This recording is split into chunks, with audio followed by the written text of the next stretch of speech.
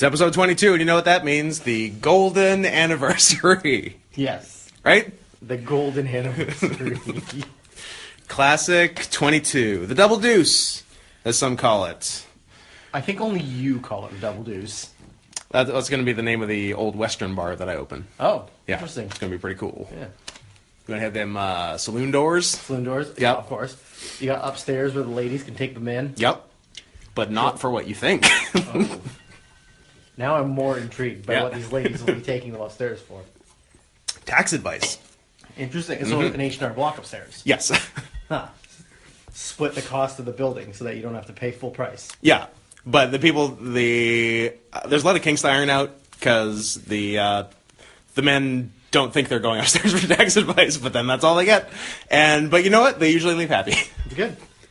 I'm sure a few of them will be glad about saving a few bucks on their getting tax breaks and tax exemption. Exactly.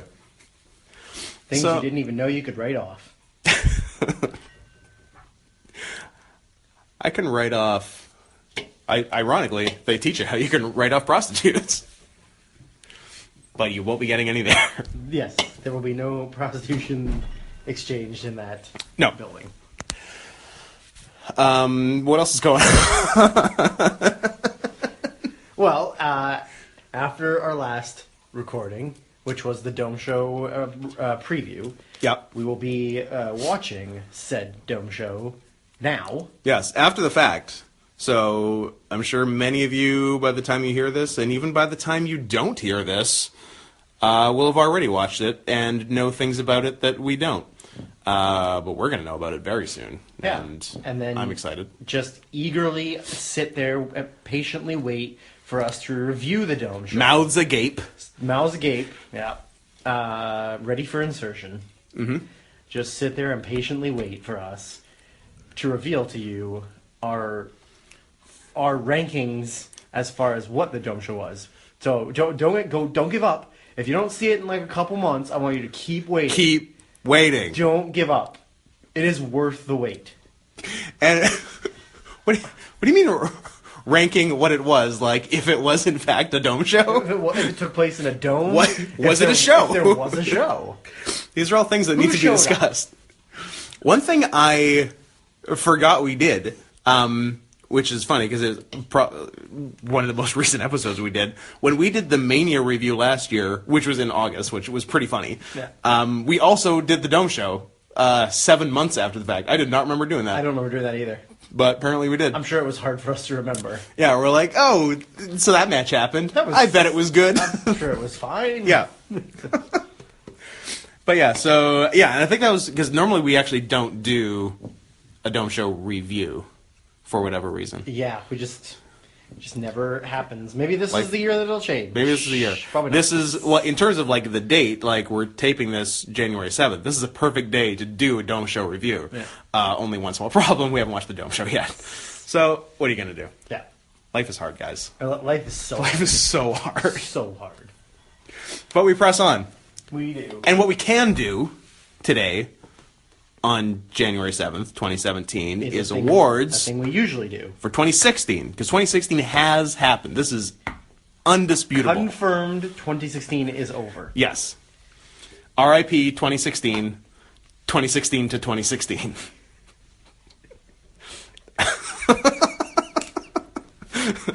That was good. 2017, already trying to take Charlie Manson away from us. I'm not worried about it. Charlie will bury us all. Yes, he will outlive everyone. Yeah. Hashtag pray for Charlie. Hashtag pray for Charlie. He'll be fine. I'm not worried. Did he get any awards this year? If he had wrestled, he'd be in the running for best gimmick. He would be in the running for best gimmick, yeah. But you know what? I don't know if he'd win, because I got a pretty strong contender for best gimmick. Yeah. I have a lot of contenders for worst gimmick, but we're not doing worst gimmick. We're not. So what we did was Scott has been only working intermittently, so he has much time on his hands. So what Scott did was went back and listened to the 2013, 14, and 15 awards podcast. Scott also has autism. Autism. and saw what categories we actually did, and then wrote them down, wrote the winners down, wrote down any funny things we said down, and so we actually have a decent list of stuff to work off for this year. So what's happening on your end? I just remember that Dan did it the 1 year out of spite for how much he hates me. Yes, Dan joined us for the awards, for the 2014 awards, after having listened to the 2013 awards, so he could yell at Jur about his choices. Yeah. Pretty much. And I guess he got it out of his system because he did not join us for 2015. Nope, he has never come back.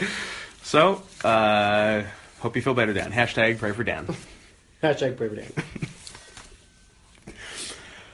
So, I think most of us have got our picks. I'm 1,000 times more prepared than last year, because last year I believe I didn't have anything. Yes. And just sort of freeballed it. You definitely freeballed it. I remember I did a lot of the talking while you sat there and thought about it. Yeah, because the thing was, I would always have you go first because you had actual picks, and then I would go, that was a good pick, that is also my pick. And then I was hoping it would remind me of other things, and sometimes it did, and sometimes it didn't. But you know what? We got through it, and we're all better people for it. Except for Dan. Dan's still a jerk. Dan is worse.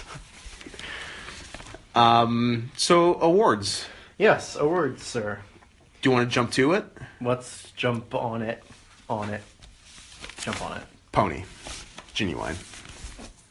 Good reference. Happy to do it. Well, where would you like to start? Scott, would you like to do the good ones, the bad ones, the not so good ones, the ones that are a little bit less important? I got them on mine sort of in the order we've done them in the past, or at least an amalgamation of the way we've done them in the past. What do you have first on yours? I literally just wrote them down as we talked about them, so... Okay. They're in no specific order, they're just how we wrote them down. I've got best gimmick first. Deal. All right. Let's just continue on that path. Would you like me to go first? I have Charles Manson. Yeah, but I mean, that goes without saying. But who I actually have, and for most categories I seem to have a couple written down. A few I only have one. Charlie Manson's girlfriend. I love the idea of Charlie Manson's girlfriend, a 24-year-old white trash weirdo who fell in love with a 70-year-old murderer without meeting him, who she had never met in her life. Yeah. So she's pretty cool. She could do okay in wrestling, actually. She honestly probably could. But my pick for best gimmick of the 2016 is if Charles Manson was a wrestler, he might be Matt Hardy, and that is my pick. Matt Hardy has been a goddamn delight in 2016. Yeah. And I would see some people saying that maybe towards the end of the year, like, all the crazy Hardy stuff, like, maybe just got overexposed because they did, like, the 2-hour Impact episode. But stale. But you know what? It's great, and Matt Hardy has done a hilarious thing, and I wish more people would do what he did, which is get to around age 40 in wrestling, having been in wrestling for a while, and just having, and I'm sure he had it because a number of other wrestlers have had it, just having this epiphany where you don't give a shit anymore. Well, I don't know if "don't give a shit" is the right thing, but you 100% stop taking things seriously. Yes. And the only priority becomes fun. And he's 42, by the way. Yeah, and that's what he's doing. He decided to do a crazy, hilarious gimmick, 100% committed to it, does it in character on, shoot podcasts. Yeah. So, it's been great. The first, final deletion was tremendous, like the contract signing with we've never done like spot or bump of the year. That side effect off the side of the ring in their garage through that hard table, that tabletop that immediatly collapsed and they just hit the floor, was maybe the scariest bump I've seen in 2016. Like scarier than Zandig on Joey Janela off a 3-story building. I would take that like bump. Those are 1 and 2 in that order. Yes, I would take that bump over taking that it fall. Seems safer. It seems safer. So that's Matt Hardy #1 with a bullet. Yes, Matt easily runs away with this category. I do have 2 small honorable mentions. Honorables. HMs. One H&Ms. is along the lines of Matt Hardy. Okay. That I is like that. Senor Benjamin. Great. Yep.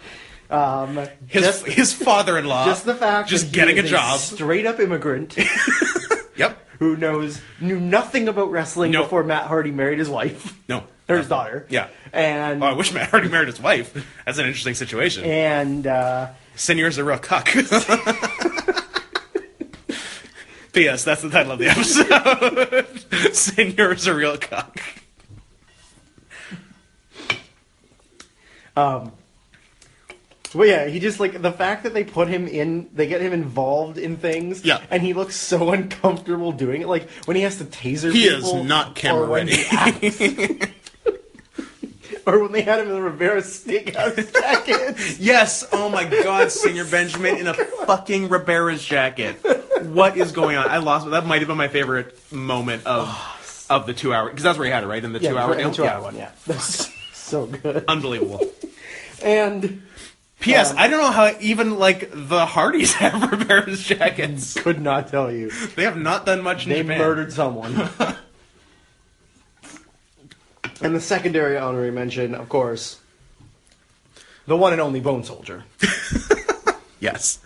I was hoping your other one was going to be like Rebby Sky or Maxwell. Yeah. It's all Matt Vanguard Hardy related. Yeah. Not Jeff. No. I legitimately wrote down Bone Soldier, but like as a joke. Yeah. No, I'm with you.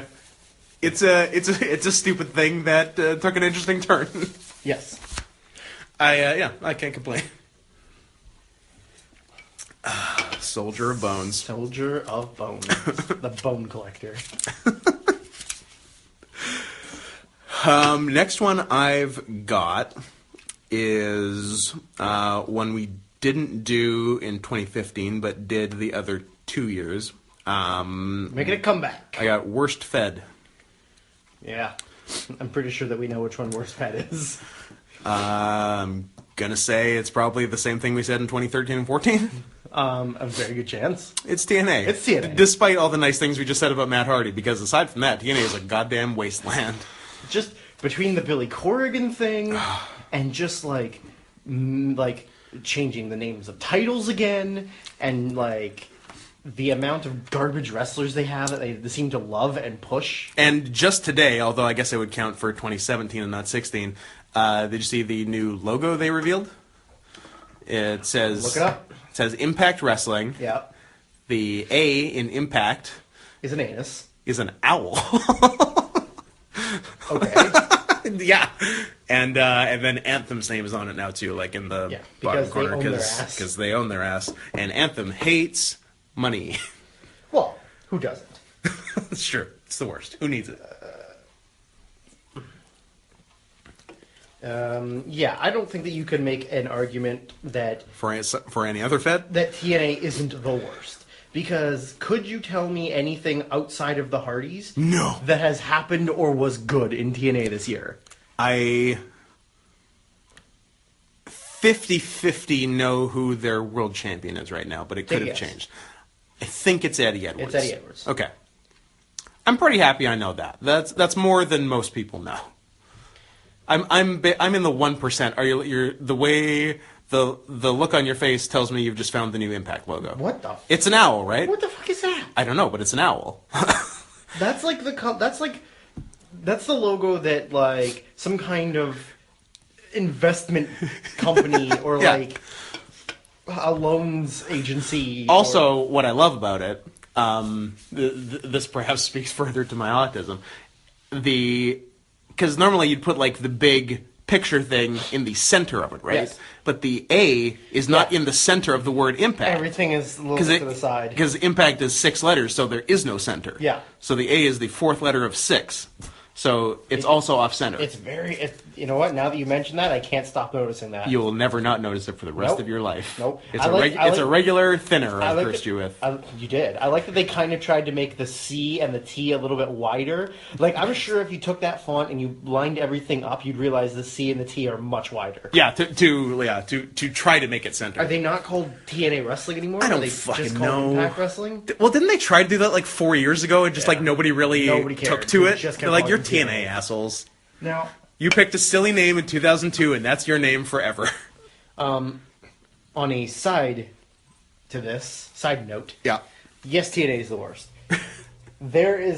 I would say there is a little bit of an argument that WWE has become the worst. They've done some bad things. They've done some horrible things. They're in the conversation. They're definitely... They're not as bad as TNA. No. They're also not good. Yes, absolutely.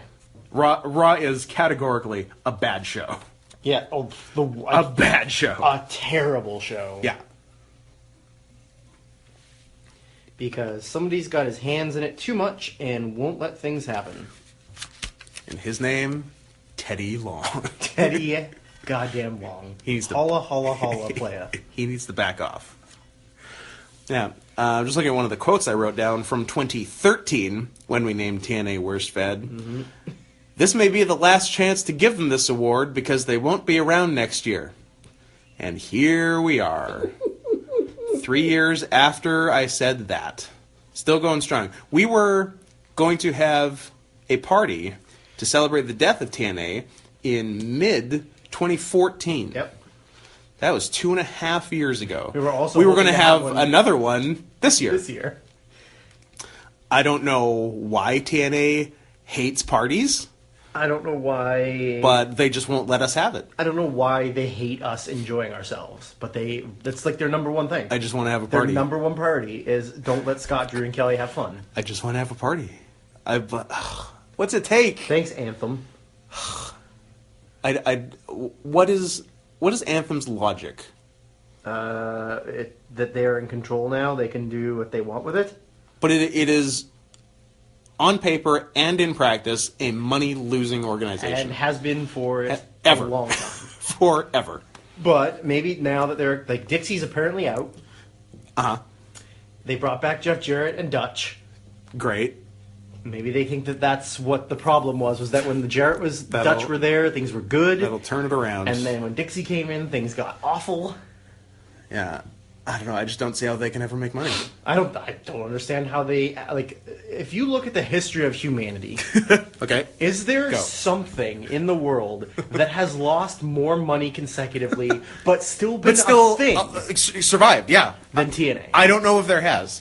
Unless... Yeah, and something that wasn't, like, specifically, like, some sort of money laundering front. Yeah. That, like, loses money on paper but is there for a reason. Because this, no one's ever accused us of being a money laundering front. This is just a bad company. I mean, the Harris brothers are involved.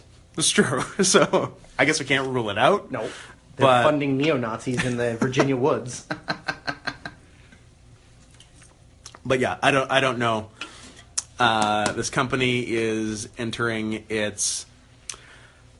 16th calendar year. Yep. Of being a thing.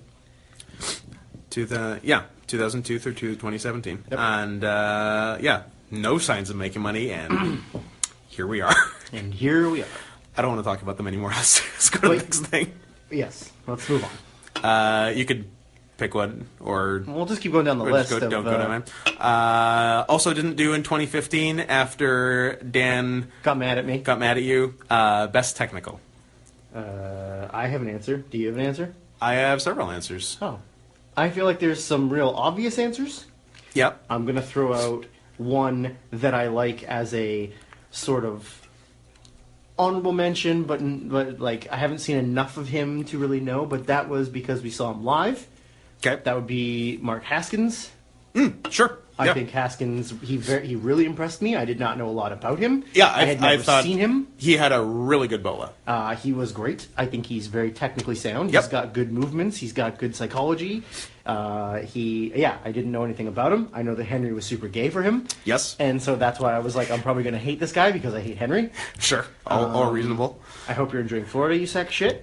But I think for me, especially because he was really predominantly focused this year on, they put a lot of time and effort into him, which was T.J. Perkins. Yep. I have TJ on my list. Because TJ did a ton of stuff. I don't have Haskins, but I have no problem with Haskins being on a list. Perkins did a lot in the Cruiserweight Classic. Yep. They put a lot of focus on him until he got to the E, and then Vince decided he wanted to put his hands in it and ruin the Cruiserweight division. Yep, Cruiserweights are bad. So why not just switch title around a bunch of times like they do with every title in the E now? Yep. But yeah, I think TJ, I mean, especially for a guy who's been around forever, like toiled he's like garbage characters he's, in TNA. He's, I believe, 31 in his 18th year of wrestling. Pretty much. I don't even think you're exaggerating. I think that's real. I think that's exactly right, actually. I think that's real. Yeah. But, he's been around forever, and he's always been a name guy, but, between Puma and Suicide and Manic and all that shit. He's just had such a shitty career, and then all of a sudden it's now they're actually letting him do shit. Yeah, and in addition to the Cruiserweight Classic stuff, lots of good stuff in Evolve this year. He had a really good and a technical match with another person on my list, Matt Riddle. Mm-hmm. And so a bunch of good stuff in Evolve this year. That was probably his main place before the Cruiserweight stuff came up. And no argument with him being on the list at all. I got him. I got the aforementioned Matt Riddle, who's obviously come from a UFC background and transitioned really, really well. Scott, it's not called UFC. It's called Mixed Martial Arts. UFC is a company within Mixed Martial Arts. But he was in that company. He was no. Sorry, I'm just trying to do my best Dan here. No, you're doing a good job. Then the other two I've got are one, Timothy Thatcher, who also will come up in another category, I think. Yeah. And one, Zachary Sabre Jr., who... That's too easy. I don't know. Pick someone else. Sometimes the easy one is correct. We didn't do this in 2015, 2014. I also had Sabre, as did Dan. And you had Kyle O'Reilly, who would also be in the conversation this year as well. Yep, absolutely. That's everything I got for technical. I think they're all self-explanatory enough. Next one is one you might not have anyone for. I think you mentioned Most Improved. Yeah, that was... I was trying to think about it. It was the only one I couldn't think of, somebody that obviously doesn't, stand out to me, because, like you had said, that it was somebody who went from being middle, mediocre, on the rise, to actually being a player this year. So I had a couple. I can talk for a couple while you think, or if these twig anything with you. Definitely a few of mine were, because often when you think Most Improved, you think someone who's gone from kind of bad to good, and most of mine are people who went from already quite good to great. Two who fall in that category are Kenny Omega. I literally just thought that right now. I was like, Kenny Omega. Kenny Omega and Tetsuya Naito. Both of whom have had great matches before 2016. Naito was in my 2014 match of the year. But he sort of the heel turn, because Naito did the heel turn, it started mid 2015, and then really picked up this year. The heel turn has done fucking wonders for him. He's so much more over as a heel than as a face, because he was doing care. Exactly. He was doing shit all as a face, putting him in the 2014 Dome show as a face was a disaster, to the point that they had to take him out of the main event. Yeah. They just had to change it from the main event. They had to move the main event, I'll say. To the semi-main. No, he stayed in the match, but... whereas going into this year, everyone thought he was going to win the G1 and main event the Dome, and everyone was cool with that. Yeah. Whereas they were not cool with that 2 years ago. Well, actually, it was funny, because when he won the G1 in 2013, they were cool with it. But between the G1 and the Dome show, for whatever reason, he cooled off so hard. I don't know what happened, but he cooled off like crazy, and people did not want him there by, 5 months later. Yeah. But no, he's a total like legit main eventer now. He was the champion. He was the only person not named Okada that was the champion this year, albeit for 2 months. I wish he'd had it for longer. I think we had talked about it earlier. He because he won it April, lost it June. I wish he had maybe won it February and lost it June, just to have a couple more events. He had one defense as champion. It was a fantastic one against Ishii. But yeah, I wish he got a little more. But it's cool. He did get the title at any rate. So those two guys. Want to put a question mark beside because I'm not sure if it works in this category, but Samoa Joe to a degree, because he actually got to have a good year and have good main event matches this year, as opposed to the last almost 10. Almost 10, yeah, pretty much. In TNA. Pretty much, yeah. The only reason I'm hesitant to put him on a list is because, like, he's not as good now as he was in, say, 2005, but he is better now than he was in 2015. Yeah. So it depends how you look at it. Absolutely. And then two guys who are the more traditional most improved types, who were lower and had better matches this year. Yoshihashi, who like had a few actually pretty good matches in the G1 and like can have a legitimately decent singles match now, and has had a number of good tag matches, where as before he was Yujiro or lower level in terms of both spot on the card and match quality, whereas I'd say he's a million times better than Yujiro now. Yes. Oh yeah. And way higher than Yujiro. Yujiro is trash. Oh yeah. And the one other guy who I would say I almost actively disliked up until almost this year, versus this year when I've seen him have several enjoyable matches, is Shane Strickland / Killshot. Oh, Killshot. Because most of my experience with him was our experience with him was watching his singles match on Cage of Death every year, which and hate. I didn't write it down, but something to the effect of Shane Strickland never fails to disappoint. Actually, no, I bet I did write it down for worst match, because it actually came up. Yes, that was the exact quote, actually. Because in 2014, we were talking about, I guess, him and Joe Gacy had a singles match at Cage of Death that year, and it was like 100 years long and terrible. Yeah.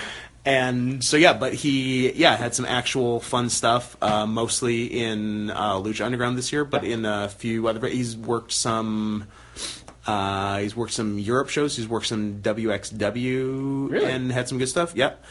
And I think some England as well, either Progress or Revolution Pro. But yeah, this is by far the most I've liked him before. His Weapons of Mass Destruction match with Marty the Moth was crazy. Yeah. They did 100 things that I would never consider doing. Nope. He had a total backyard match with A.R. Fox shortly after in Lucha Underground, which was not as good, but it was exactly what I expected, and more power to them. Mm-hmm. So that's everyone I got for the most improved category. As we were talking, I wondered if the former... current Hiromu Takahashi has improved quite a bit, but I hadn't really seen a lot of him before that. But I feel like he's actually become somewhat of like a reliable, like higher end kind of talent. Like I feel like before he was just like a sort of like a, not necessarily a junior because he was in Mexico, but like a nobody to now a guy that's people seem to actually care about and like pay attention to, which is good.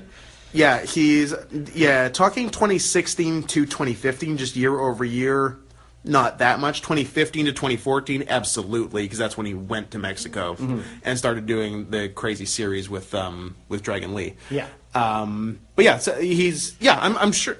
Yeah, I'm sure he's better in 2016 than 2015 as well. Like, just because he's also quite young and getting better every year. Yes, and way better than his shit brother. Way better than his shit brother. And then the only other one that I was thinking of... Kenny Omega, you agree and with. I agree with Kenny Omega. Yeah. And I agree with Naito, too. Like, absolutely. But, like, I don't know. This one's maybe a little bit dumb, but I just feel like... It's a good thing Dan's not here. He'd tell you it's dumb. And a good thing he won't listen to this. I'll lie to your face and tell you it's smart. All right, good, thanks. But... I feel like because they don't make him wrestle, that Chris Jericho is way better now than he was before. Because remember we say, like, every time he comes back, we're like, man, Jericho's, like, getting worse every year. But for whatever reason this year, the limited amount of times they've let him wrestle, he's been good. Except for the AJ Styles feud, where they underwhelmed every time. Yeah. But I think that's because they were like, oh, like, AJ's still really good. And Yeah. like, Jericho's still really good. Like, Jericho's maybe not. so But no, besides AJ... like, talking, No, gimmick, yeah, besides all that, AJ, like, 100% agree. I feel like he's been way better than he was last year. Yeah. And because Yeah, I he's, agree. like, comes and goes all the time. Yeah. But yeah, I think that's what I got. Yeah, no, I'm with you on that. Next up is I got... Those are some words in a row. They work. I think I amalgamated two that I think we did sometimes separately, sometimes not at all in past years, but worst feud / storyline. Yes. To me... We've had some good ones in the past. What, I can't even remember any of them. We had a good one you had a good one in 2013, the Tito Ortiz versus Rampage Jackson feud in TNA. Yeah, that was pretty good. That was terrible. Which involved, at some point in some match involving actual TNA people, I guess, like, Rampage was, like, an enforcer on the outside or something, and Tito came up and hit him with a hammer. Yes, he did. Which, walked up behind him, hit him with a fake hammer. Which spawned the line by me, don't you remember that time George St. Pierre hit Nick Diaz with a hammer? At the time, very topical. Yep. Right now, not so much. Yeah. And then, besides that, we've mostly just shit on the women. Oh, well, there's going to be some shitting on the women in this one. Both of mine this year are female-related. One of mine's female-related. Go for it. All right, well, I'm going to start off with the worst feud storyline. I think this is the biggest one, is the brand split. Brand split... I didn't think about that, but you're not wrong. Brand split is exactly... The thing that I didn't want to happen was exactly what happened. Yeah. I kind of cared a little bit when it was one show because it was like, you're going to get to see... The first Raw after the brand split was great. Was great. Yeah. That's it. That's it. Absolutely. That's like, it. I was hoping that they wouldn't split all the guys I cared onto two different shows. Yeah. But then I was like, well, then, more guys get opportunities. But also not really. But I'm like, the thing that I didn't want to happen. You have guys come on, job, and beat the shit out of local jobbers. Yeah. How the fuck does that help anything? Not. You have guys on the roster who are jobbers. Yeah. You have Bo Dallas. You have Curtis Axel. Jinder. You have Jinder Mahal. You have jobbers on the roster. Yeah. Why do I want to watch Braun Strowman beat up two dudes who weigh a combined 250 pounds? But then if one of the dudes is especially funny looking, and yes, he'll get signed and get a series of world title matches. Yes, absolutely. Have more world title matches than people deserving of title matches. Yes. I believe I'd have to go back and look. I think it's a decent chance that James Ellsworth has had more world title shots than Sami Zayn this year. Absolutely. Right? Sami Zayn's had one, I think. Yeah. So, James Ellsworth. But, like, that I think, to me, that's the big one, is they've taken something that didn't really need to be fixed, other than the fact they had too many people. Yeah. But there's an easier solution than separating the brands, calling up good people from NXT, but then ruining all the people they call up from NXT. Yeah. And like, then just doing the same thing that they've always done. Miz versus Dolph Ziggler. How many times has there been a Miz versus Dolph Ziggler feud for the IC title? So many times. 900 times in the history of mankind. I can't even believe how many times. Like, they like, everything that worked at NXT, they bring it up to the main roster. Vince has no understanding of what it is and ruins it. Yeah. I literally just read that Vince... This is a weird example because they're not doing anything. But who knows? Maybe they would be if Vince was behind them more. Vince doesn't understand the vaudevillains. Of course he doesn't. Like, he literally, doesn't get what their gimmick is. And that's why they don't get pushed. Yeah, that seems reasonable. Yeah. Yeah. There's one example of dozens. Yeah. Yeah, literally, we've said this for years. Vince needs to die. Needs to die. Vince needs to die. And then... Passively or actively. If someone has to murder Vince, so be it. Do it. Please do it. I condone the death of Vince McMahon. Yes. And then, so sort of going with that now is... I don't know if this counts as a feud or storyline, but it is the booking of the Women's Raw Championship. I basically have that. Okay. I have specifically Charlotte Sasha. Yes. which is basically the Raw Women's Raw Women's Championship. Championship. So, yes. Like, the fact that they, for whatever reason, like, I honestly don't know what the point of it is. I have no idea. Is it to get Charlotte as many title reigns as her father at some point? Is it the fact that they honestly can't decide who they 13 to want go. as the champion? I don't know. Like, but literally, what is the point behind it? 3 straight times, Sasha has won on Raw, Charlotte has won on the next pay-per-view. Yeah. Sasha has never had a successful defense on a pay-per-view. No. And is a 3-time champion. As a 3-time champion. I don't get it. I don't get it. It's the worst. Like, the last time it happened, people were joking that it was going to happen because it was so silly, and then it really did. happened. Like, It's crazy. I don't know if it's that nobody cares. They're like, just title change. Who gives a shit? People like title change. Yeah. Just fuck it. Let's do it. But it's the same thing. Like, it's the exact same thing they did with the IC for the longest time. Was like, who cares? Oh, yeah, title change. Just do it. Like, this guy can be IC champion now. Who cares? Like, right back, win it. Go for it. You know, like the big guy. They really do not give a shit about it. Yeah. And like even to the point where like people. Big E made a joke about it on Raw. Which was great. Way to go, Big E. But, like, that's how much of a joke it is. Yeah, it's an acknowledged on-air joke. Like, they went from having, even though I couldn't give 2 shits about the Bellas, they go from having Nikki hold the title for the longest time in the history of the company. They have the big feud where Charlotte's the up-and-comer. Yeah. They've kind of established the title as being important, a little bit. More so than it was. Charlotte wins it, and then it goes 15 steps backwards. Oh, yeah. Like, all the way back to where it was, like, Tori and Ivory, and, like, everybody would, like, who's the women's champion? I don't even know. That's one of them. It's somebody. Yeah. But, that's a big one. And, in all honesty, I feel like title booking in general in the E has been horrible. Hasn't been good. The Cruiserweight. Cruiserweight hasn't been the very good. SmackDown tag titles. Yeah. Like, even like the SmackDown title for a little while was a little bit fucking weird. Yeah, it was a bit flippy. Well, they're sort of sticking with AJ now, it's fine. which is good. Now is good. Yeah. But then I have a smaller one that's a little bit side note. That would be the perfectly placed and perfectly formed and perfectly booked League of Nations. I forgot that happened in 2016. But yes, Sheamus, Rusev, Wade Barrett, and Alberto Del Rio, Yes. 2 of whom are now gone, were a faction in 2016. Now, with Sheamus as the leader? kind Sort of? of? Who knows? It definitely wasn't Barrett, because they did not let him wrestle. No, that's right. How do you go? He was largely their valet. How do you go from being the Remember when the Nexus came around and they Wade called him Barrett up? main evented the pay-per-view with John Cena. Wade Barrett main evented 3 pay-per-views. Yeah. In world title matches in his first year in the 2010. company. Yeah. And then they He's go been from that nothing but to downhill you since cannot then. wrestle. Nothing but downhill. Sorry, but Sheamus takes priority over you. Yeah. Like Not good. that, and like, and I know, like when I think of the most powerful countries in the world, I always immediately go to Mexico, Ireland, England, and Bulgaria. The Big Four, they call them. The Big Four. Yeah. Yeah, the most powerful countries in the world. Yeah, of course. Just looking back, it looks like League of Nations got a mention in your 2015 as well. Nice. So they have kept it up. Had a terrible match at WrestleMania Yeah, with New Day, right? with the New Day, and we thought we're like, this might be all right. Nope. Wrong-o. New Day had sweet entrance gear. That was the beginning and end of anything positive about it. Yes. Yeah. Yeah, last year you had Del Rio's Mex America segueing into League of Nations. Yeah.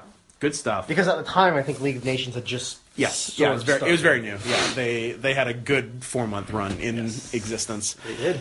So I had specifically Charlotte Sasha, which is actually too bad because they had I think 2 of their Raw matches were actually quite good. Yep. I don't know if it's the quality of the matches, though. It's not. It's the booking. But their pay-per-view matches ranged from average to actively bad. Actively bad. Specifically Hell in a Cell. The first and last women's pay-per-view main event. Way to go, girls. Way to go, girls. And also I don't even know that it was their fault.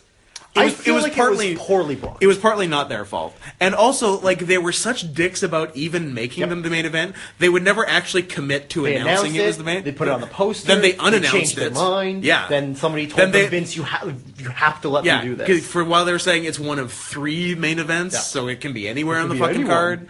So they would not commit. Then they finally did commit, and then they went out there and like I think they tried too hard to prove something, and then like shit went bad with tables, and tables wouldn't break, and they went too long, and blah blah blah. Not good. And I feel like too, like in all honesty, I like Sasha. I think Sasha's a babe, and I think she's for the most part a good worker. Yep. But I think she's also sloppy, and I think that doesn't help. And I also feel like Charlotte's kind of bland. Yep. I don't feel like she has the charisma. She's athletic, sure. Yeah. But she's definitely not her dad. And I don't even think she's the best women's wrestler in the company. Like, she's not even. No, she's not. She's like 4th? Yeah. Maybe 5th?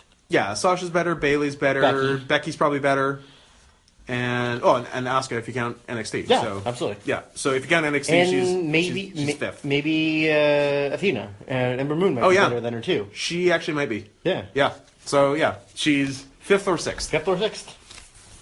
But yeah, that's all I had for worst. Yeah. The one other one I had, also female related, and an over pushing that dwarfs anything Roman Reigns has ever been a part of. The sexy star push in Lucha Underground. In terms of one wanted in terms of amount of push versus talent and overness. Yeah. 1,000,000 times worse than Roman Reigns. Yeah, oh yeah. She's so bad. Yeah.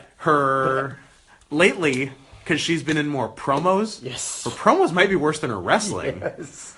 There's the one with her and Willie Mack after she wins the title before she loses it to Mundo, where they're having the conversation in the back.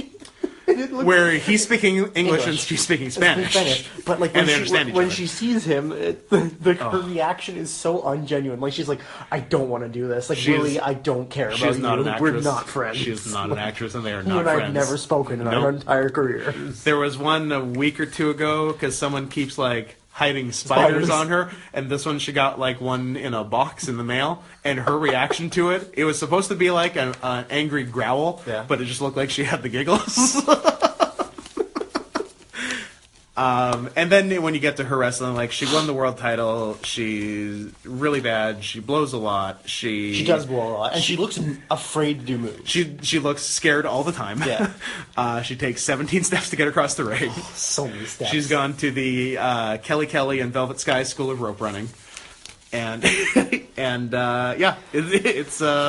has to stop. It has to stop. At least she didn't have the title for more than a week, but still 1 week far too long. How about the fact that they gave her 2 titles in the span of half a season, and she immediately jobbed them the first defense she had both times? Yes, that's right, she did.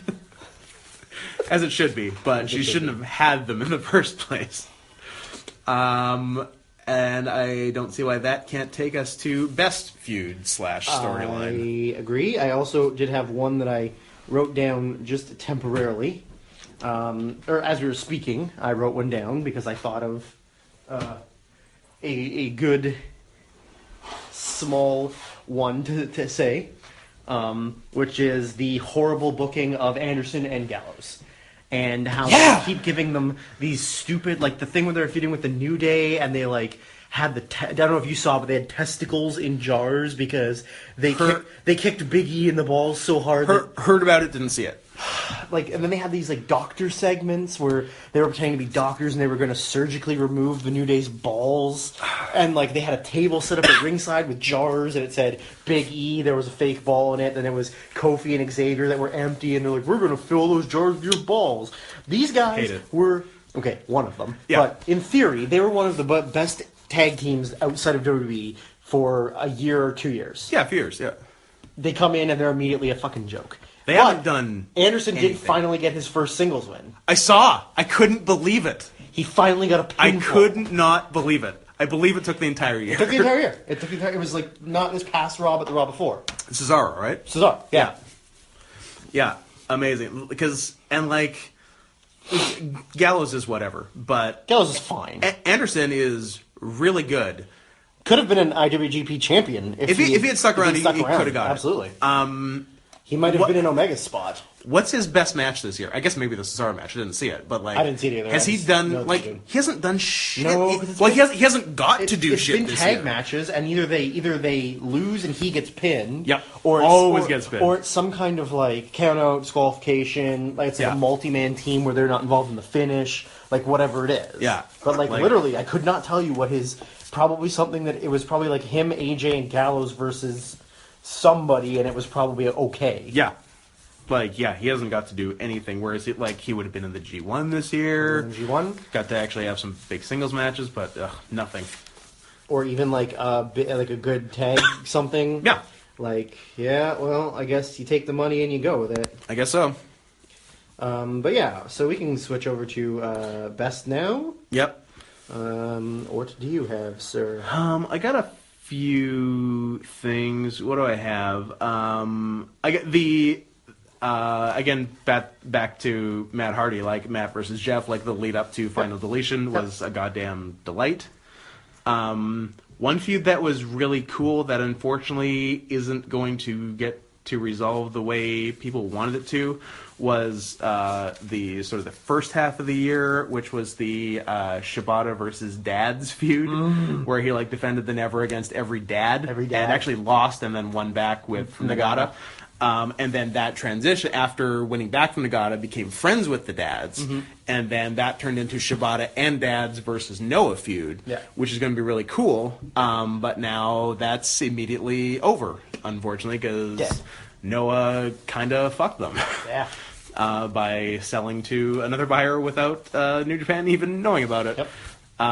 Which is too bad. Because really the only thing... Yakuza Money. Is it actually Yakuza Money? I don't know. I would imagine it's Yakuza Money. I hope it is.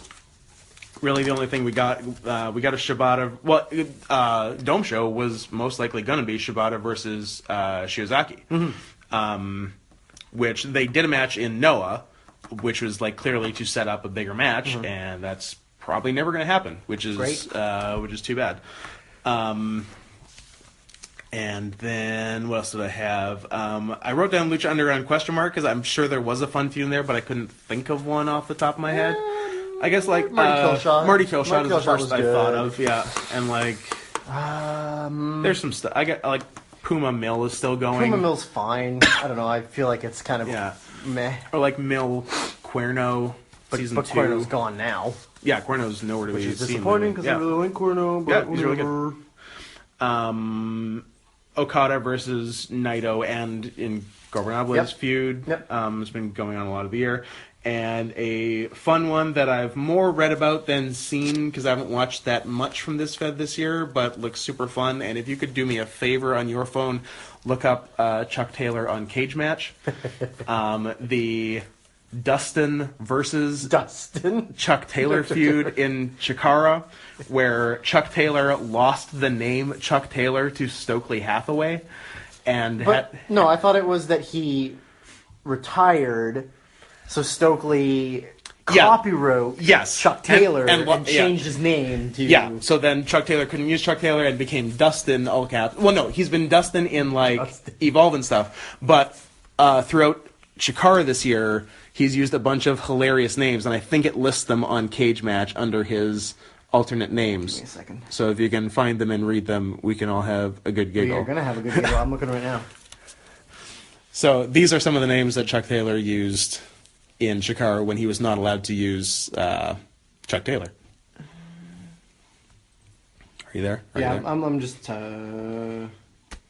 Dustin. Good old Dustin. Big Dust. The Duster. No, it still has him listed as Chuck Taylor, but... Alright, what do we got? Titles? Nope. Matches? Nope. Feuds? Nope. Promos, rivals, tournaments. Where am I looking? Where are you? It used to list them all right here. Oh. That's disappointing. But if you go to matches... Oh, go to matches? Yeah. Okay. And then Chikara. You should be able to see... stuff. I don't know if you can search Chikara there. Anyway, this is good radio. Oh yeah, of course. It's great to have two guys looking on a cell phone. Looking up a cell phone. But yeah, I if I was smart, I would have written them down. But what do we got? How far back do I need to go? I would just start sort of beginning in 2016. Rick Beanbag. Yeah, yep, there's one. Good start. Bug Nevins. Yep. He was Worker Ant for a while. Rick Beanbag is a good fucking name. Mr. Azerbaijan. Yeah, I've done that one for a while. Benny Fig. Yep, there's a new one. Trent Beretta.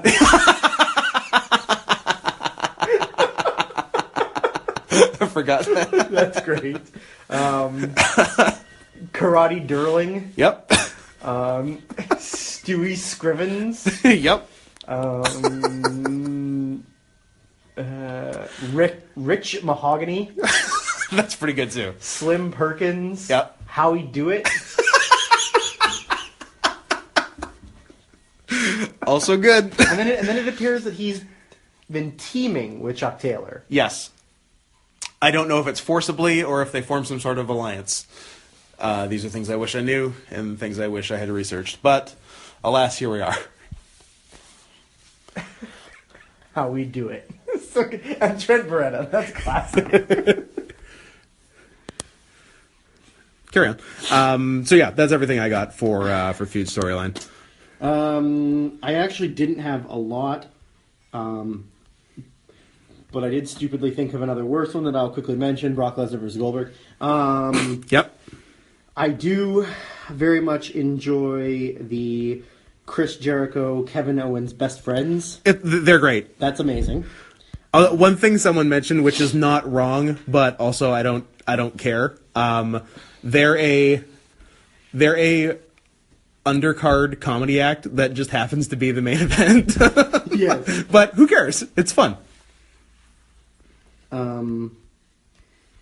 Yeah, I honestly didn't think of too many. I thought of that. Owens Jericho's a good call. Owens Jericho's Yeah. a great storyline. I might be in the minority on this one, and I'm sure if Dan hears me, he's going to call me Ruh-roh. mean things. But like the AJ John Cena thing, where AJ became like the top, like he knocked Cena out and he was the top guy. Like I thought it was really well done, especially because going in, we didn't think that AJ was actually going to stand a chance of being like important or a main eventer, and then now he's feuding with the number one guy. He's one of, I would say, very few people that may have benefited from the split. Yeah, absolutely. Very few. Absolutely, because I don't think he'd ever would have won the title on a one single show.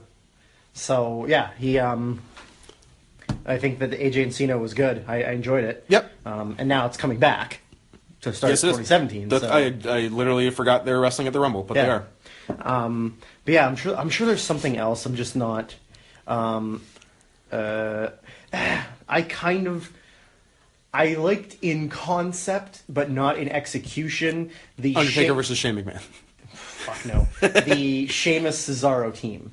Yeah. Like, forcing them to be a team, and then they're doing the Facebook Live thing where they're not watching each other's matches. Yeah. I think it's funny. It's fun. No, they did some good stuff with it. I would be happier if it wasn't Sheamus, and it was somebody who's, not crappy. Yeah, actually, we'd be talking about this as our favorite thing of the year if Sheamus was, another person. What if it was Cesaro and Kevin Owens? Yeah, if it was, another person we liked as much as Cesaro. It'd be awesome. Then. Absolutely. Yeah, and just the fact that we're saying something nice about Sheamus shows how good a job they did with it, because we hate Sheamus. Absolutely. Sheamus is fucking terrible. He's awful. He's awful. Yeah.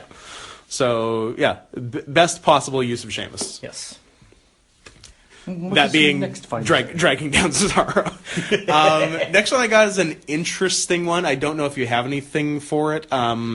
We did it 2013 and not since. Biggest fall from grace. I did write one. I also did. I wrote 3. I wrote 2. I don't know. Stop making Pentagon 3s at me. I went probably a different direction, but maybe not. Because in 2013, we said 2 guys who legitimately had huge falls from grace that year. I said Ziggler, who had won the world title earlier in the year and was garbage by the end of it. And you said garbage. Kurt Angle, whose arm fell off. Yes. His arm did fall off. So that, these are different in that both people I have mentioned are both still legitimately great wrestlers, but had what terrible year. what they got to do this year versus what they did last year is a huge drop off. I think I'm gonna guess one Okay. as being Ishii. No, Oh, but I can see that because he he didn't had do as a much. strong 2015. Yes. And then a mediocre 2016. Yeah, he had a few like real good things in 2016, but not as many for No, sure. and like 2015, we thought like, oh, he might actually get a push for something. Yeah, 2015, maybe not the title, but Yeah. he might get a push for like the IC. Yeah. And then this year it was like, I don't even know what Ishii's doing right now. What did I have? To teaming with Yano. 2014, I had him as my wrestler of the year, and I had him in my top 5 last year. But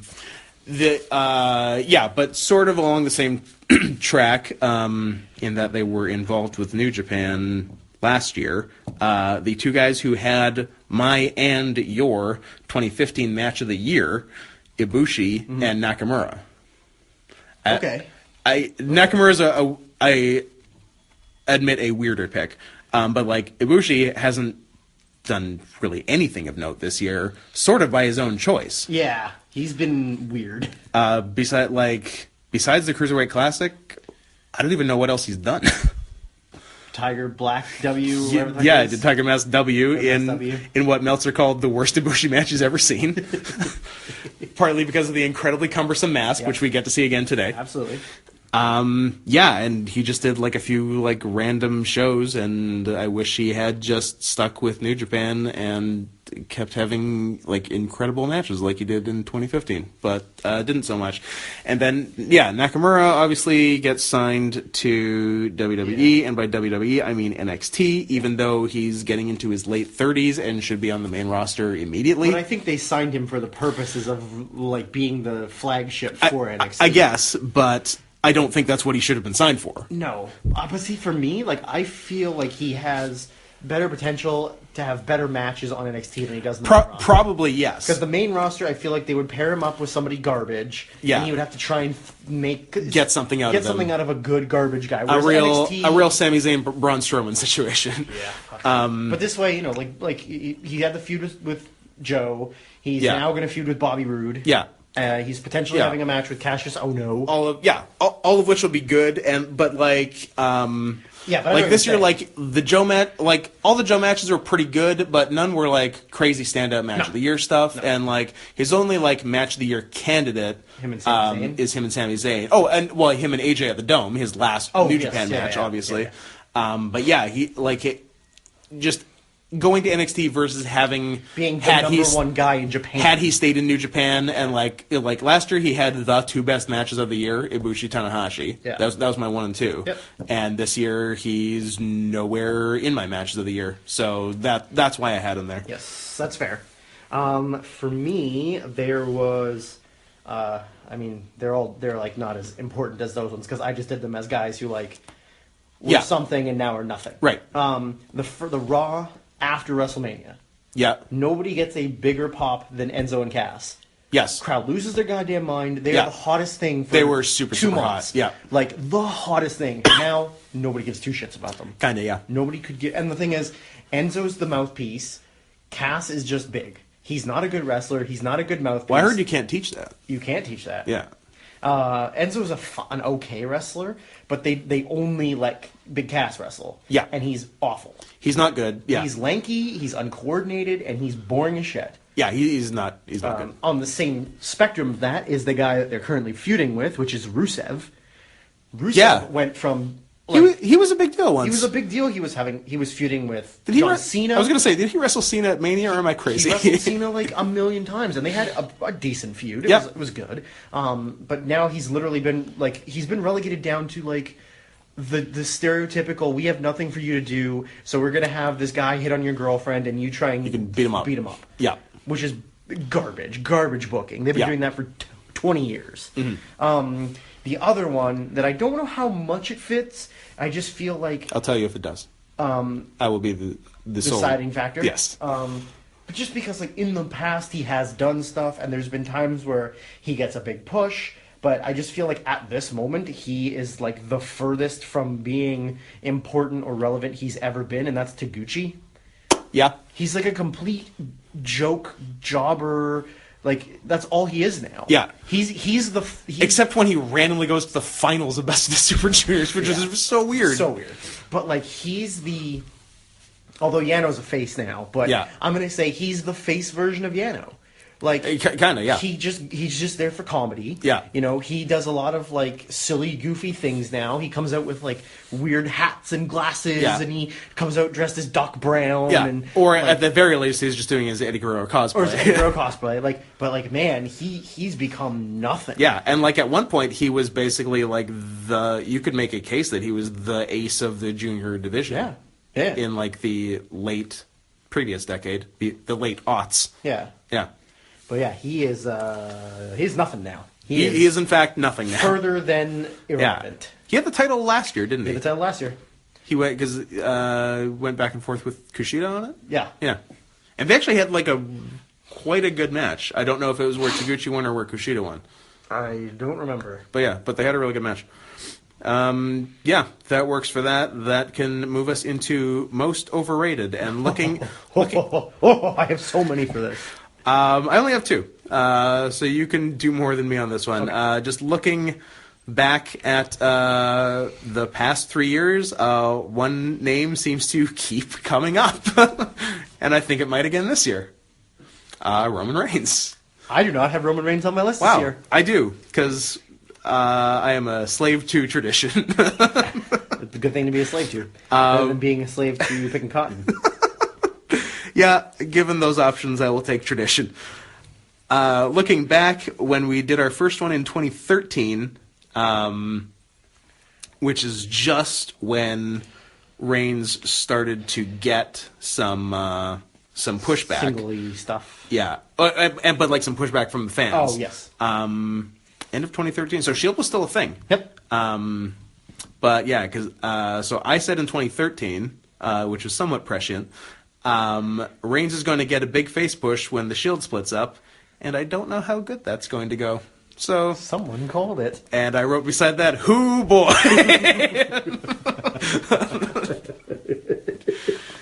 Understatement. You nailed it on the head. Yep. So that's true. True. Yeah, just they want it so bad with him. They want it so bad. And they're just not going to get it. Vince is rock hard over it. And what's funny is he's actually not a bad wrestler. He's fine. He's okay. Yeah, he's just overpushed, and it's annoying how much they want it with something that's obviously not meant or not wanted to happen by anyone else. Yeah, I agree. But they just keep trying. And like, is he gonna win a title at Mania this year? Like, what's gonna happen? Or is he gonna It's gonna have to be the U.S. or or he already has U.S. He has the U.S. I don't think so. But like, is he gonna win the title at the Rumble? Is he gonna beat Owens? No, I don't think so. But then also we've said we can't see Owens main eventing a WrestleMania. No, I think because. But then who win? Like, do they do? He wins the title and Rollins wins the Rumble, and then they do Roman Rollins at Mania. You could do Strowman wins the Rumble. Sure, you could. Roman Strowman. Who doesn't want that? That's true. Because I have a sneaking suspicion that Jericho is going to fuck something up in the Rumble. Owens loses, and then we get Owens Jericho no title involved at Mania. And then Roman's champion, and I don't know what face champion Roman does going into Mania, but odds are it'll be terrible. Yeah. It'll be. I think it'll be Rollins Triple H. So I don't know. Oh yeah. What the fuck he's gonna do? Like, good call. Who is there? That's another thing. Also, they have no main but eventers. even too, like even if they were doing that, like Orton is a heel and on SmackDown. Cena's on SmackDown. Yeah. AJ's on SmackDown. Yeah. I'm out of people. I couldn't tell you for $1 million who I'm out of people. Who Roman is going to wrestle other than Braun Strowman at WrestleMania. Honest to God. I don't know. There's no one else. There is no one else. It's there is no one else. It's real scary. Shane McMahon. Sure. Vince McMahon. Was it you I was talking about this with? Or it might have been Dan. Do you know what the original Brock plan for Mania was before Goldberg? No. You want me to tell you? And Braun Strowman? No. No. Maybe worse. Maybe, no, not worse. But also Vince? Shane. Why? because Brock and Ambrose went so good and they wanted to do a worse version of it. Sure. Yeah, that makes sense. Like, let's put a guy in there who gets hurt getting a spear. Yeah. P.S. Shane's too old and fragile to be wrestling. Shane's gonna die. Shane's gonna die. But yeah, what Brock and Shane That's at Mania. terrible match. Yeah. But whatever. I don't know what to think. Brock and Goldberg's gonna be just as bad. It'll be interesting. It'll be funny if they just did the same thing again they did in Survivor Series. Yeah. If they do another 90-second match, I'm all for it. Because pretty much as long as it's not Brock Ambrose from last year, I'll be happy. Because that match was such a fucking disappointment. Yep. I hated it. They really don't know what they're doing.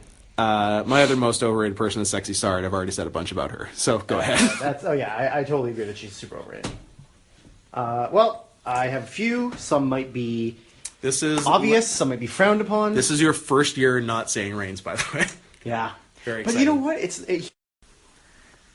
Sorry, slight break on there, but we're back, and Drew was just getting into his most overrated. Yes. Now, I had said that the only reason I didn't choose Reigns is because I feel like Reigns is a same thing as like a Cena or whatever in the past. Like, it's an obvious choice that he's overrated. I still feel he's overrated, but I also hate other people more. Sure. So, reasonable. like I was going to say that one that I find is Johnny Mundo. Yes. Because I feel like he's been doing the same shtick for 8-9 years now, and he's become incredibly stale.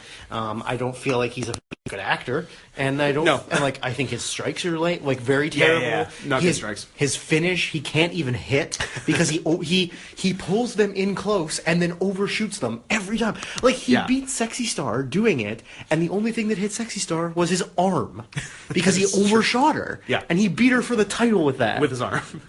I feel like, and like the fact that they think he's like they really have pushed him up since season 1, like, of Lucha Underground. Like, pushed him. Yeah, and now he's champion and will be for the rest of the season, I believe.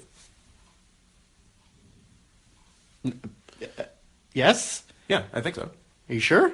I think so. I'm not positive, but I don't know. Whatever. I think he holds it till Ultimate Lucha. Yeah, maybe. Yeah, I think you're right.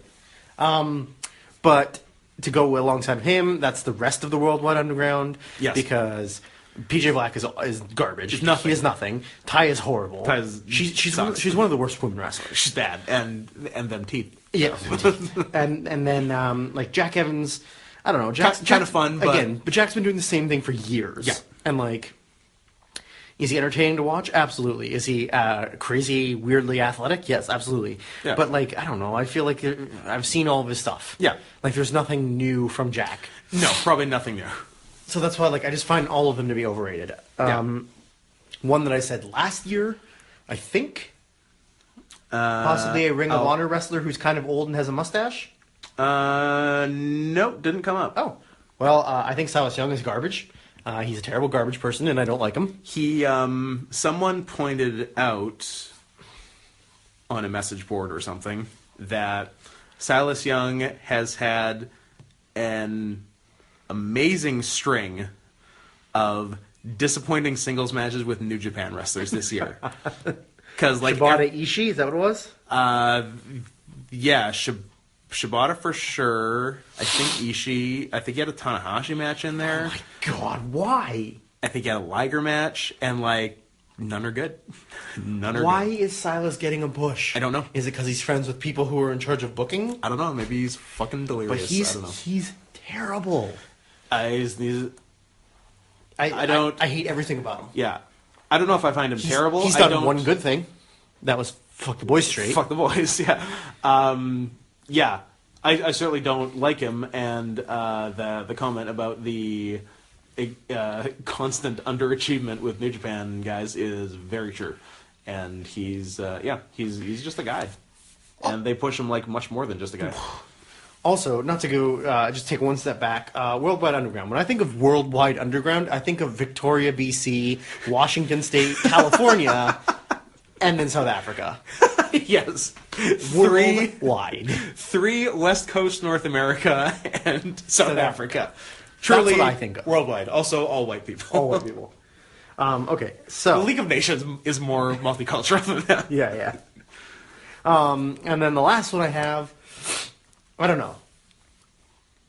I'm kind of over Dean Ambrose. You can be over Dean Ambrose. I'm not mad. I really feel like I don't care about him at all. Yeah. I feel like he hasn't done a lot to make people care. No, so. And I feel like he's very stale too. Yeah. I feel like he hasn't changed. All of his matches are exactly the same, except for that Brock Lesnar match because that was really good. Which was... But like everything is just like the same. He's like a cooler John Cena.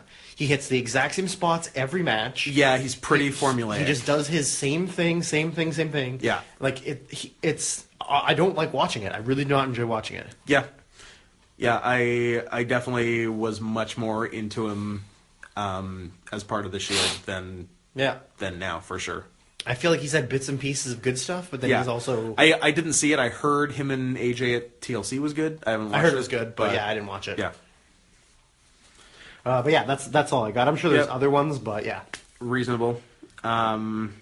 Next I got is most underrated, to go with most overrated. I didn't really have much for this. All I had was sort of the obvious one that both of us have said a couple times over the years. Hanma. You said Hanma last year. You were accurate. Only thing I had was Cesaro. I guess Hanma still fits the bill. Yeah. So I'd say him too. But Cesaro is like the obvious. Like Cesaro is to underrated as Reigns is to overrated, basically. Like it's obvious. We'll and, never like, get used to the potential he needs to be. Yeah, and like especially lately, what Cesaro needs to be doing is being the star of multi-man matches. Because he does these fucking hot tags where he takes out like eight dudes, everyone. And it's the fucking best. He was awesome at Survivor Series, and then there was like a 3-way tag on Raw or something where he went fucking nuts too, with like New Day and another team, maybe Anderson Gallows, I don't know, or Enzo Cass. I don't remember, but no, it was Shining Stars. I don't know. Sure, it was maybe the Shining Stars, but yeah, he's like he has the craziest hot tags now. Yeah, and so I guess it's good that he's in a tag team. And are they? Oh yeah, they're the tag team. So good. So even though he's got a belt right now, still criminally underrated.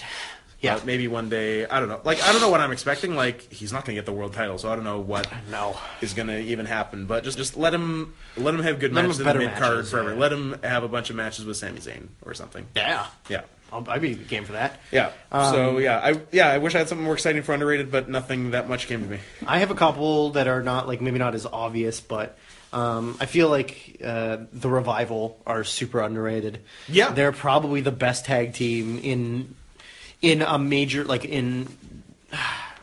outside of maybe the Young Bucks and one or two other teams. They're probably the best tag team right now. I tentatively have them as my number 2 team of the year. Okay. If someone had them as number 1, I wouldn't even be mad. Right. They're great. And then the other one I have is I feel like Jason Jordan has really improved. And I don't know if that's teaming with Chad Gable. I think Chad just made him better. I think he's also getting more exposure and he's getting more opportunities to do more. Yeah. He's a big dude. He's super athletic. Yep. I think his hot tags are great. He's got awesome hot tags. His hot tags are really good. His drop kicks are killer. Yep. His suplexes are killer. I feel like he's really underrated. And in all honesty, I see the potential that he could be a singles star, assuming that they actually let him do things, give him the right push, etc., etc. Yeah. He's in good shape. He's like a relatively attractive guy. Like he just needs to get promos. He just needs to be given the opportunity. Yeah, and he needs to talk better because he's not much of a talker. Yeah, if he gets honestly, promos, neither is Chad. Chad's not really much of a talker. Not particularly. Yeah. They're both just good workers. You know, like. But I feel like he's a guy that is really underrated as far as like work ethic and the ring ability. And then in all honesty, Marty the Moth is super underrated. Marty's great. He's super underrated. Marty's really Granted, good. he's got the worst bitch tits and a big old steroid belly, and he's got the worst back knee and chest knee I've ever seen in my life. Everything about him is perfect. But he's so good. Marty the Moth is a flawless human being. He's got a great character. He bumps really, really good. He takes dumb bumps, but he does it really good. He impressed me in that kill shot match. So good.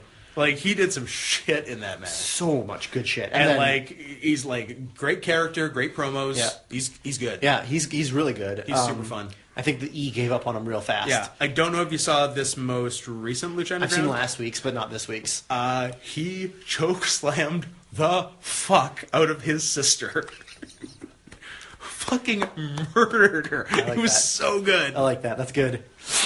Yeah, and then one that I'd written down and crossed out. I don't know why I crossed it out. Maybe I didn't want to choose too many. But I think Willie Mack's really underrated. Yeah.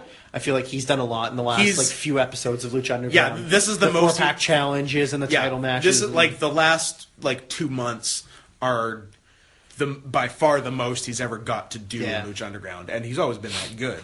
But he just figured out that stunners and people's elbows are super over, and it's working. Yeah, so good for him. Rip off gimmicks, get your shit in. Yep, that's all you gotta do. Yeah, Willie's good times. Yeah, those are what I got. I like it. I see no reason not to talk about worst wrestler right now. Yep. In no particular order, but the last one is number one. Okay. James Ellsworth. Okay. Eva Marie. Sure. I would have. We both had Eva Marie number one last year. Yeah. I would have put her down again, but I couldn't remember if she actually wrestled. She did at the beginning of the year. She was on WrestleMania. Right?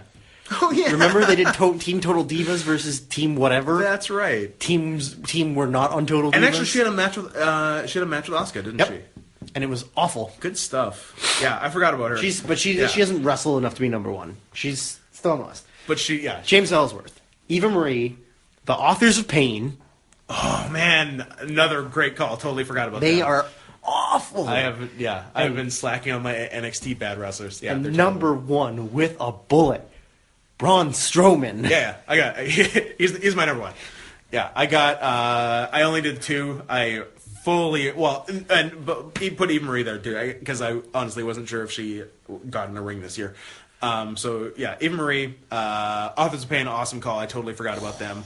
Strowman's my number one. And just because I feel like he doesn't get enough talk as being a terrible wrestler, except from us, Bad Luck Fale is he's a bad wrestler. But he's not even the worst member of the Bullet Club. I guess not. Yujiro is. They're both terrible. They're both awful. He was in 2 dud matches from Meltz this year. So nice. And then a side, not necessarily worst wrestler, but Mick Foley's mic work is also the worst wrestler of the year. Yeah. He has a stroke every time he talks. Mick is in the... Or his teeth fall out. Mick is in the conversation for all-time best mic worker. Yes. Yes, right? And this year, I don't know, for every good thing the brand split has done for AJ Styles, the opposite has been true of scripted promos for Mick Foley. Those two things are just like oil and water, baby. They are not. They do not mix. No, he is just awful. Let Mick talk. Like, if you just let him talk, he's fine. But if he's got 17 talking points to remember, it's just not going to happen. His brains are scrambled. His brains are scrambled. His brain's gone bad. Like I don't know if you saw, but there was one last week on Raw where he did the right here in Pittsburgh, Pennsylvania, and it wasn't Pittsburgh. Not, yeah. It was Cleveland or Columbus. Yeah. But good thing that Jericho and Owens were in the ring, and then they had a little funny thing that I heard they both tried to make the exact same joke. And then Kevin Owens was like, "Oh, I'm sorry, I cut you off. Please go, Chris. Please go." And Chris goes. It sounded good. We're on the same wavelength. That's what I said. It was good cover by them. Yeah. But trying Mick, you have to hit this. Now go. So many things, and then he can't do it. Forgets or he mumbles or this is. He was trying to yell at whoever, and his teeth fell out. Oh Jesus! This is not the right role for him. No. They made him shave his beard, so he just has the goatee, and he looks like turkey neck, and then his hair's like an afro because he's got so much hair. He looks awful.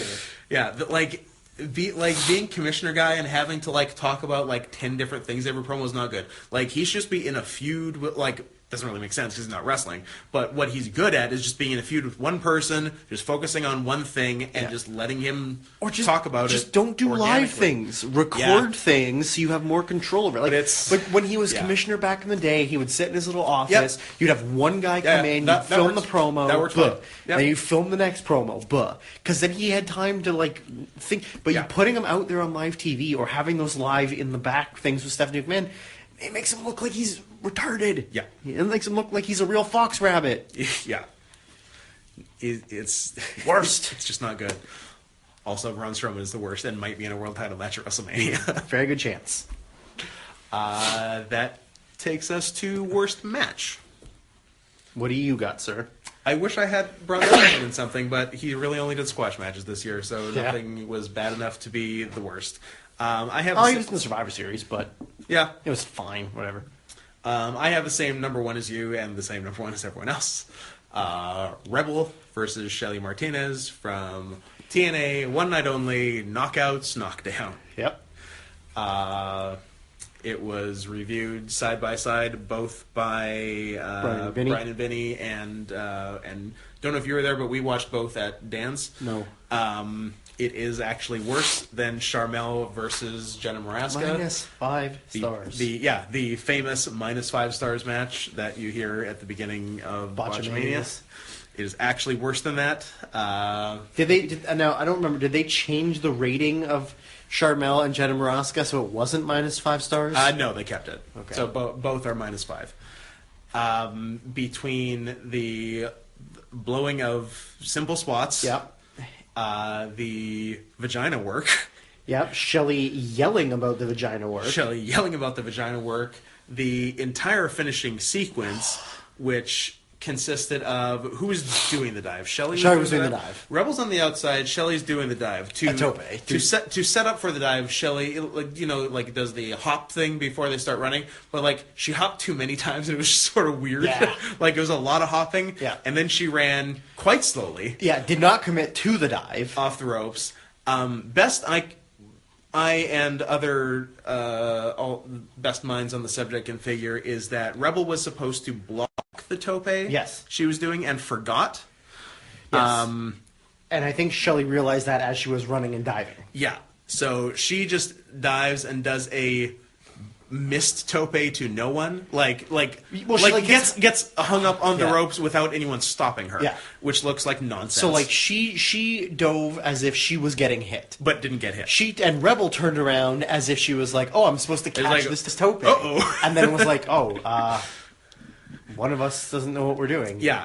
And then also Shelley wearing what I can only describe as a bathing suit. Yes, it's some and that Mexican some Day of the Dead shit. Makeup. Yeah, which is an aesthetic that I personally hate. Some people like it. I have no opinion on the matter. I hate the fancy skulls and stuff. I just don't like that type of art at all. Don't like cholos? Hate it. No big fan of cholos? No. Reasonable. I hate that shit. I don't even know why. It just does not appeal to me in the least. So after the weird tope thing, Rebel awkwardly rolls back in, rolls Shelly on top of her. Yep. What appears to be a tampon falls out. Yes. Yes. And then turns rolling Shelly on top of her into getting back on top of her awkwardly, and that's the 3 count. Yep. It's the worst. If you haven't seen it, please do yourself a favor. I seriously watch it. It's awful. I'm sure it's on YouTube. It's definitely on Daily Motion. Or Daily Motion, yeah. For sure. Rebel and Shelly Martinez from, I don't know, March or April-ish. Yeah, somewhere around, earlier 2016. It's nonsense. I wanted to give a special mention to the main event of WrestleMania, Triple H versus Roman Reigns, which was a piece of shit. Also a piece of shit. And an expected piece of shit. It was... I can't say it was worse than we expected. It was exactly as bad as we expected. Yeah, I think so. Which is not good. I think so, yeah. For a WrestleMania main event, because normally they're supposed to be good. Normally you'd think so. Yeah. Biggest match of the biggest show, but here we are. Yes, highest attendance of all time. Yes. 900,000 people saw that live. And everyone went home mad, basically. Pretty much. I assume you have Rebel Shelley number 1 also. Rebel and Shelley was number 1. What else you got? Number 2 was from Slammiversary. Gail Kim and Maria Kanellis Bennett. Because Maria's not a wrestler. Nope. Maria doesn't even pretend to be a wrestler. Not really, but they make her wrestle sometimes. Also had a cast on her arm. Oh, good. I like that. And it was nothing but run-in and interference and just... Maria not even knowing how to do moves, apparently. Terrible. And then I'm going to give an honorable mention to Will Ospreay versus Vader. I never watched it. I heard it You was sort of a should. mess. It is a giant mess. 1, Vader's in his 60s. 2, Vader doesn't want to take or sell anything. Number 3, Vader has 2 years to live. Number 3, they had to majorly overbook everything. Like, interference. They fought up the rampway and Vader chokeslammed him off the rampway, then went back to the ring and waited. So Ospreay could sell and crawl his way back to the ring. Vader tripped on almost every move he tried to do. Ever since, like, and this would have been, like, 10 years ago when they did the thing with Batista? When Vader's been a real faller downer. He has been a faller downer. It was a big piece of shit. He might be a big piece of shit, which is real sad because I fucking love Vader. I feel like we should watch it as a group at some point because Ospreay Vader? It's pretty awful. We'll watch that. We'll watch Okada and Tenryu? Tenryu together. We'll watch the two of them together and we'll decide. Did which was Okada worse. Tenryu come up last year? Yeah, yes, it was did. my worst match From you. It was my worst match of the year. It was horrible. Oh, and you also had a Triple H WrestleMania match last year versus Sting. Oh yeah, that was pretty bad. Yeah. But yeah, just this match was like, I get it. It's British wrestling fans, and they were like, "This will be really cool. Like, let's book it." And then you're like, "Oh, this is really hard to watch." And it had like multiple run-ins. Yeah. And Well, they had to do something. Well, the finish literally wasn't even Vader hitting a move. It was Pete Dunne. It was Pete Dunne running in, hitting his move on Ospreay, and then Vader just sort of like splashed on him or something, and then pinned him. It was terrible. And then like I've seen shoot interviews with Ospreay just like talking about how difficult it was to work rough. with Vader. Yeah. And so that match sucked. And just for anybody listening, if you like a wrestler from your childhood or your past, never meet them Leave the memories alone. because they will be a piece of shit to you. Yeah. That is more often than not the truth. Yes. Just thinking about Triple H Reigns and Triple H Sting last year. He's for how good a wrestler Triple H thinks he is, he has kind of a shit WrestleMania track record in terms of match quality. Like he's had a few real good ones, like the 3-way in 04, and like the first of those back-to-back Taker matches was like a really good backyard match.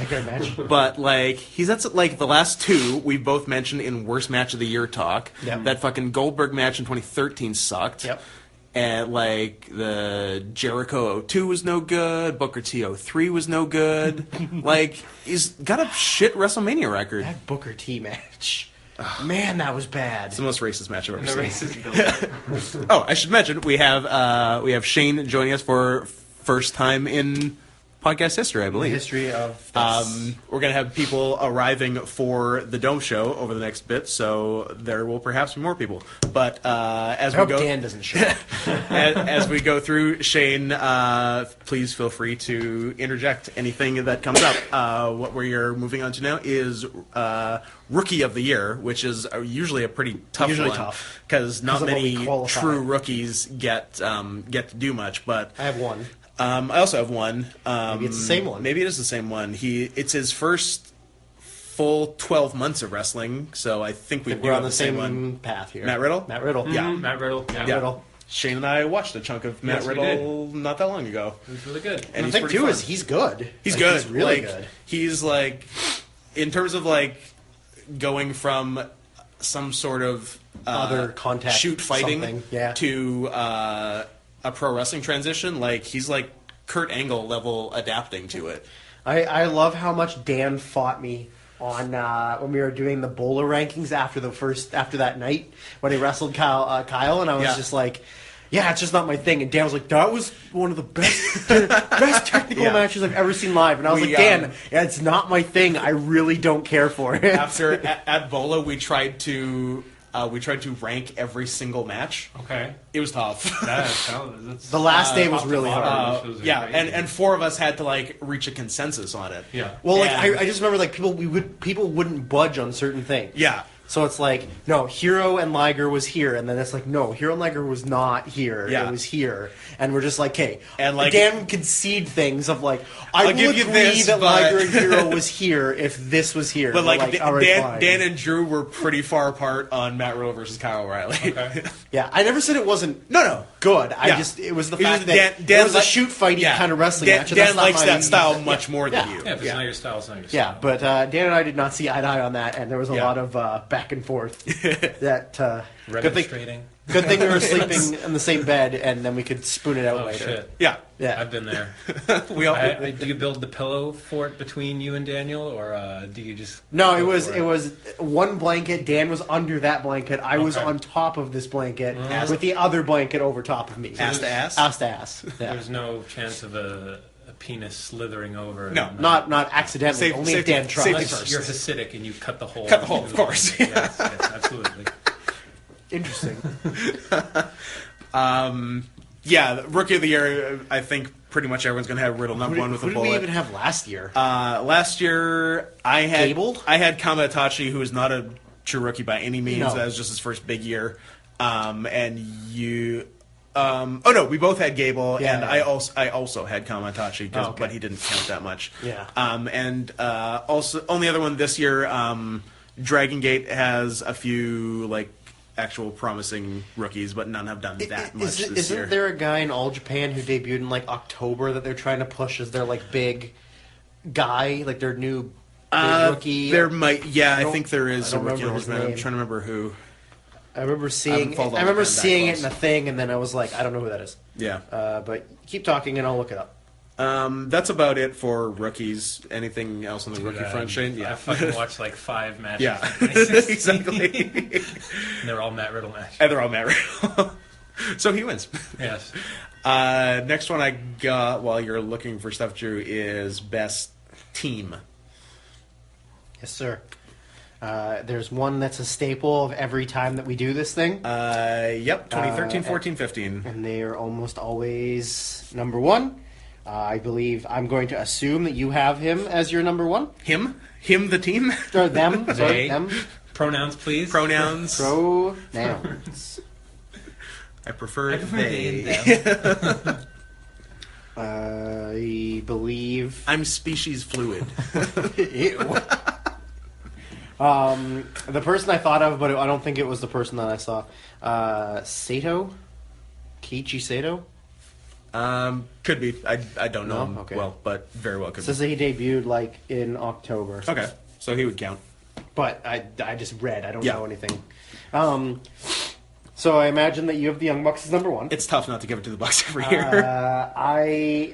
You're gonna hate me. This is my closest second for a This year, is though. my closest fight for number one, and I'm going to give it to the other team because I feel like the Bucks every year kill it, and they do amazing things every year. Yeah. But they're also, I don't know. We've seen them for a long time. There's certainly a sameness to it. I'm going to lean towards the Revival. That's fine. That's my extremely close number two. Because like the Revival's kind of done, old school. And they're literally the opposite of the Bucks. Brainbusters, like Yeah, they're Tully and Arn. Tully and Arn kind of thing, Yeah. which I think is great. And even like every match I've seen of them this year on like a big stage has been really good. Even when we saw them live on a house show, Yeah. that was great. That tag match was killer. Yeah. Like they have psychology down to like the perfect level, like as far as a tag team in this modern era, and they're wrestling in front of a crowd that like you realistically would think like, oh, I hate this. Like we want flashy stuff, and they're really good. Yeah. So I actually gave them number one and the Bucks number two. Yep, I'm fine with that. I got them 1 and 2. American Alpha, extremely strong first half of the year, pretty much until they got called Until up. they got called up, and then which is did always the problem. Nothing. Yeah, they get called up, and then it's like we don't know what to do with you.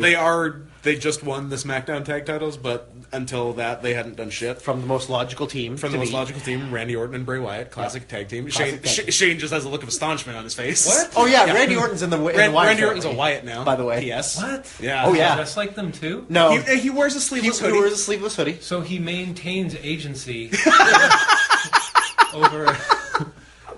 Oh, what a lovely turn of phrase. Oh, that made me happy. He does, in fact, maintain agency over his character, yes. Okay, wow. Interesting. This is like a new layer for WWE writing. Yeah. Yeah, it's really got to peel the onions on Randy Orton and the Wyatts. And then also honorable mention, who I mentioned last year too, and we're pretty much just as good this year. One of my favorite names for a team, Strong BJ. Daisuke Sekimoto and Yuji Okabayashi are just two big hosses in Big Japan who fucking beat everyone up, and it's awesome. Was it wrong when I heard you say that? I immediately thought Roderick Strong and BJ Whitmer. And I was like, that sounds like a nightmare from like a 2004 IWA yeah, that is a show. horrible mid-2000s IWA Mid-South I would have skipped team. immediately. Yeah. Strong BJ, get out of here.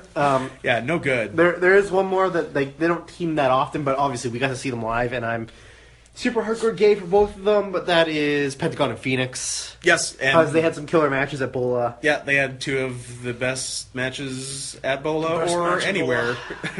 No, I don't know. Yeah. I remember how hard I fought for that being best match on Bola. I think I've come around. I think I've changed my vote to the other one. Oh, really? Yeah, I think so. Both are awesome. Both so are awesome. whatever. Is that like their touring singles match that they do, or were No, No, they they teamed against And they have matching gear. They teamed against the Bucks and Chris Hero and Tommy Evans. Oh, okay, yeah, I heard about and that. I haven't seen both it. were fabulous. Yeah. Okay. Yeah. You wear each other's shirts. It's really cute. Yes, they did wear each other's shirts, and it was really And cute. Phoenix gets like I wonder if they stole that Pentagon-esque from gear. I wonder if they stole that from Dan and Al, who used to wear each other's shirts. I forgot about that. Yeah. Fuck those guys. Fuck Al. But also fuck Dan. Yeah. I think that covers team. Yep. Another tough category sometimes. Who to watch. Yeah. I just barely wrote one down, who to watch next year.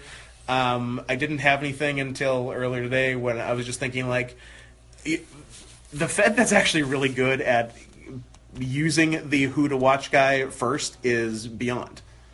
Because they were they had Biff first. Yeah.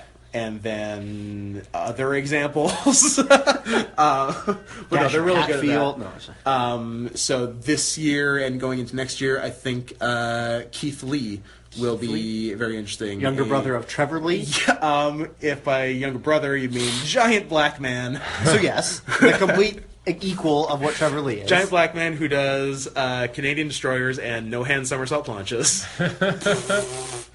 Jeez. And the craziest press up power bomb I've ever seen. Look up Keith Lee and John Silver. It was from a Beyond show, and yeah, it was like just a sit down version of the Kevin Owens press up power bomb.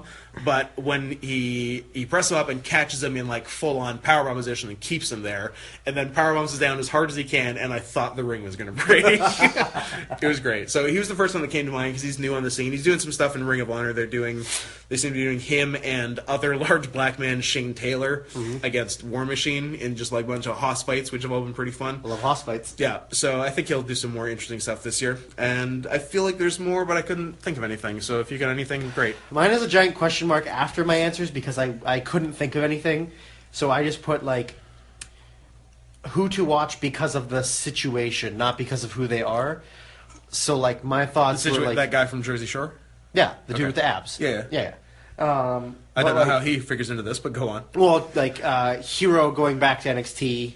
Yeah, That's an interesting be situation. good or bad. It's not necessarily like, hey, watch for Hero in NXT, but Yeah. it's to see like See what happens. How long does he last? Do Yeah. they actually let him do anything? They make How can he stay fat, or does he have I to was get gonna skinny say, they again make him lose 80 They're gonna make pounds. him and then be miserable that he lost all that weight? Yeah, and then Like, quit again. Just then let gain all him the way be back. fat. Just let him be fat. spite fat. That's Yes. all you need.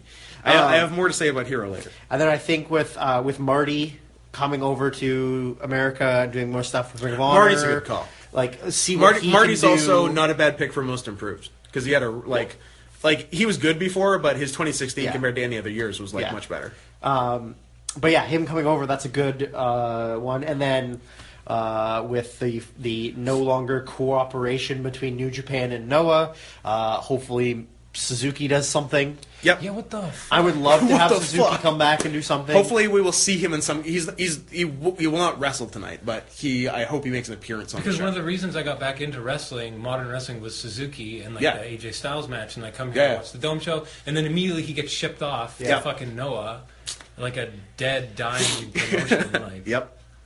But it's okay. Noah fucked over New Japan. Ties have been they cut. did? Because like New Japan was like a principal investor in Noah. Yeah. Like they were basically like Vince McMahon ECWing it. Oh, but then Noah sold to like another buyer who became the majority owner without telling New Japan. And New Japan's like, all right, fuck you guys. Okay. So, which is too bad because there probably would have been some like good like interpromotional matches. Stuff, yeah. But they did like 3 matches. They did like 2 8-mans on New Japan shows, and they did Shibata versus Go Shiozaki in Noah. And actually on the Dome show would be Shibata Shiozaki again, but everything got fucked. But everything got fucked. But now we get a good match instead with Shibata, so. Mentioning your previous year's winner, holy shit! Talk about a guy that's like fallen off a fucking cliff in terms of like he's like opening match guy and like people shit on him. Yeah. Like this is like one of the greatest luchadors of the past. This is your 2015, Drew. Who to watch? Andrade Cien Almas. And then he went nowhere. Yeah, like it's just La Sombra, man. It's fucking La Sombra. Man, you know? Like a lot of people forget, it's La Sombra. Yeah, it's La It's Sombra. really good. Yeah. And not going great currently. Like someone posted some clip of like NXT people chanting "You can't wrestle." Oh Like, boy! Are you out of your fucking mind? Like it's like legit one of the best luchadors of the last 10 years. It's like the wrestling version of Trumpers or something. You know what I mean? These who yells "You can't wrestle" at La Sombra? Like, Yeah, what the fuck that's are you? rough. But I don't know if I didn't know at all and just just my saw introduction this, to him was NXT, I wouldn't think he was anything. Yeah, no. I don't think I would because there are worse wrestlers. Yeah. But he's nothing in NXT. So They should just bring in Chavo to wrestle, and Chavo knows how to wrestle lucha. Chavo's great with this. Oh my God, really? Can we just stop importing Chavo into every Mexican-related product? Like, he's a guy that started in '98 on Nitro. You know, yeah, like he's a luchador. yeah. Trained in America, wrestles in America, but he knows lucha. Sure. Faking injuries against Mystico. It was really over, you know. Yeah, soup's He over. was on top of TMNL for 10 years there. So like, Totally. fuck. Yeah. I gotta go pick up more people. And I think there are more people outside, so let us stop this for real? Well, that's the fine. moment. We'll and continue and do the big ones later. We'll get back to you.